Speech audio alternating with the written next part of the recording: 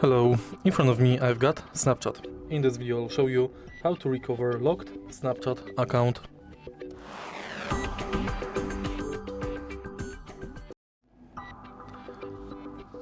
In the beginning, let's go to browser and visit snapchat.com/unlock.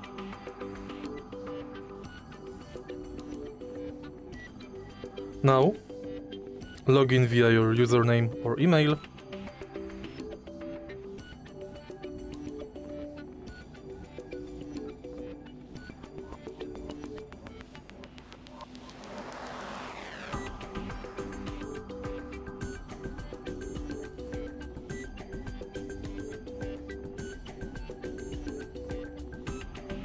Enter your password.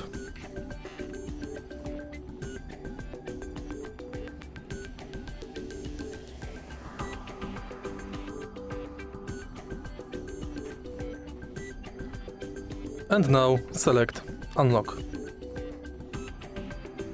If you find this video helpful, please leave like, comment and subscribe.